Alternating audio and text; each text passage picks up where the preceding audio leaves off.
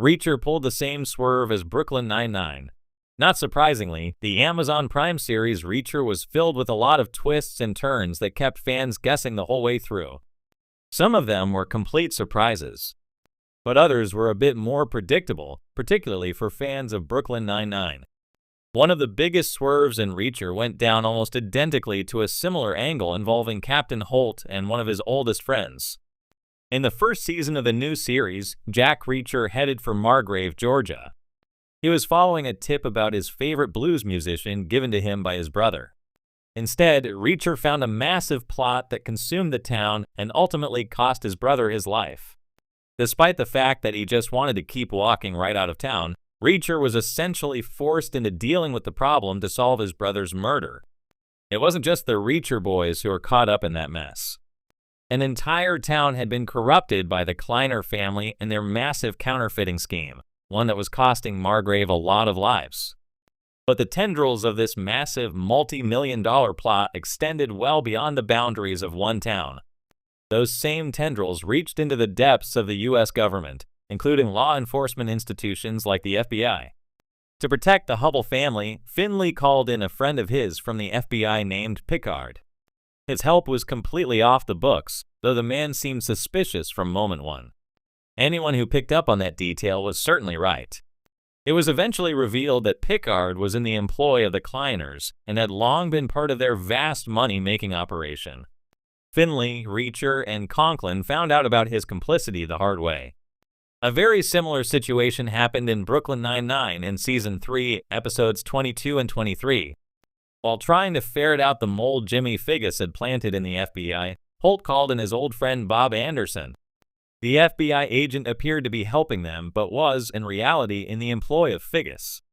This led to a whole series of shenanigans that came to fruition with the end of Jimmy's operation, as well as Holt and Peralta in witness protection in Florida. The parallels between the betrayals on Reacher and Brooklyn Nine-Nine were almost immediately obvious. In both cases, an FBI agent from outside the trusted team was brought in for an off-the-books operation. They were both part of strange things going wrong on that same operation, and they finally revealed that they had both been corrupted by the main antagonist, becoming henchmen to those villains. Admittedly, Bob Anderson's turn on Brooklyn Nine-Nine was far more comedic than Picard's on Reacher. At the same time, anyone who had seen the episodes featuring Anderson's betrayal was almost immediately suspicious of Picard. A mysterious FBI agent who's an old friend of a main character arrives on the scene to help out, and everything goes sideways. These plot threads were almost too similar not to see the Reacher one coming. When Amazon Prime's Reacher debuted in February 2022, it took viewers by storm, immediately drawing comparisons to its action thriller predecessors. Based on Lee Child's popular Jack Reacher novels, the show was a sharp contrast to the Reacher films, with Alan Ritchson stepping into the titular role. With its gritty tone, intense action sequences, and faithful adaptation of the books, Reacher quickly gained a loyal fan base.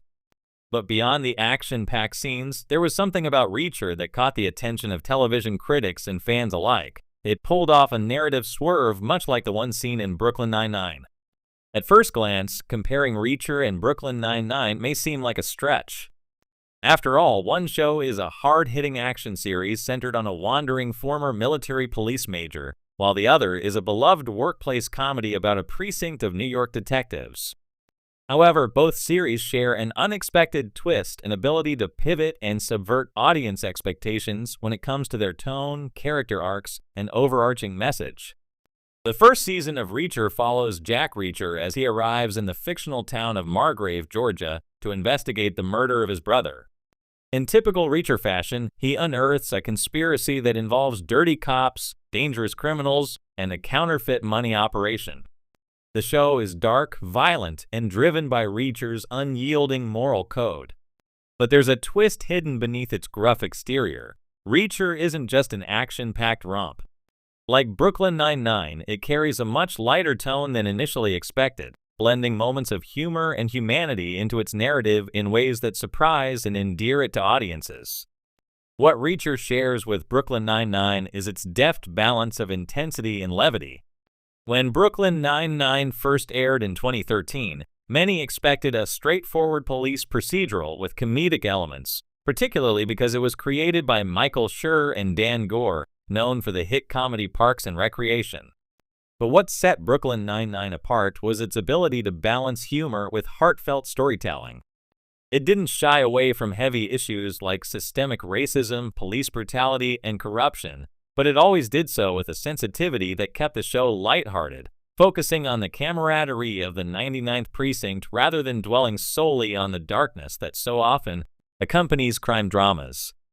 Similarly, Reacher may have appeared to be another gritty thriller, but it also surprised audiences by weaving in moments of dry wit and charm.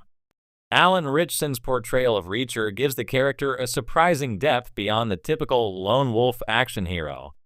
His wry sense of humor and sharp intelligence play off the surrounding characters in unexpected ways. He has a deadpan delivery that catches viewers off guard, as he often remarks on the absurdity of his circumstances in a way that breaks the tension.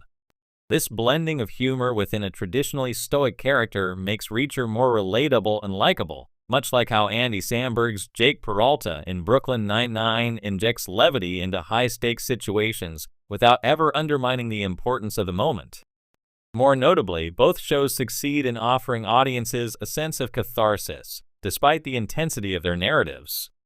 In Brooklyn Nine-Nine, the catharsis comes from seeing a diverse group of detectives come together as a makeshift family, always supporting one another through personal and professional challenges.